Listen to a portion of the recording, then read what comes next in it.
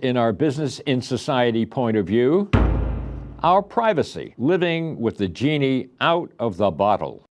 The current invasion of our personal privacy by government, cyber hackers, and yes, business sometimes tempts you to think, just get over it. C'est la vie, move on. The privacy genie is out of the bottle. But that's neither smart nor good citizenship. And in some instances, with unwarranted government intrusion, it can even be dangerous. Moreover, privacy is precious. Justice Louis Brandeis defined the right to be left alone as, quote, the most comprehensive of rights and the right most valued by civilized men, unquote. However, the privacy invaders now seem to be ubiquitous, from the cookies on our computers to the black boxes in our cars, and from government monitoring of our emails, phone calls, or even the mail handled by the U.S. Post Office. It's pretty hard to remain totally private. Not to mention the security cameras on our streets and tracking cameras in retail stores.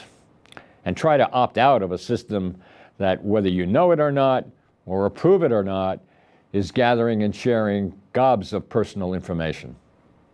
But let's face it, many of us have been complicit.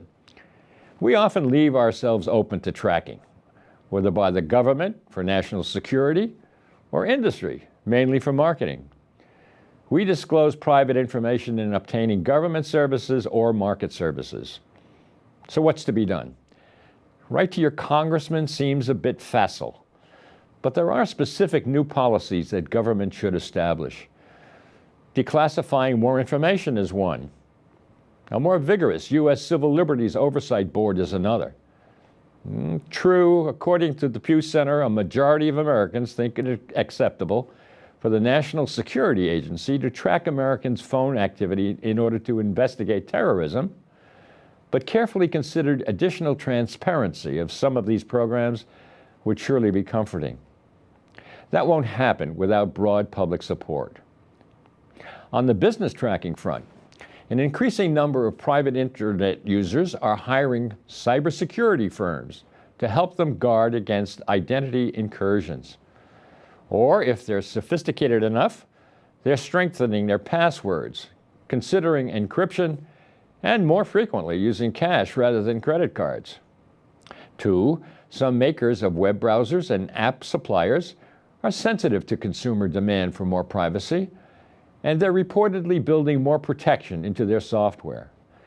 But the ad networks that use such tracking systems for precise audience targeting always seem to be one step ahead of the privacy protection systems.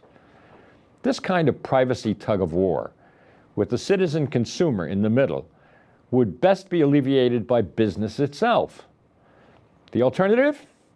Well, here's how the New York Times recently put it. Quote, voluntary industry standards, if they can be achieved, are a good start, but the best way to ensure privacy is strong federal legislation backed by tough enforcement, unquote. So, as citizen consumers, each of us has a choice. C'est la vie, or making it clear to government and business alike that what we can live with are some privacy intrusions if they are transparent and justified, but there are distinct limits to our forbearance.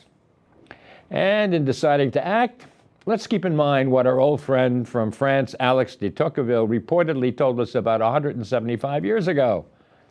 He said, quote, in a democracy, the people get the government they deserve. And we might add, and the society they deserve. And that's the business and society point of view. Join us again for the next edition of Business in Society. For more information, please visit businessinSociety.net.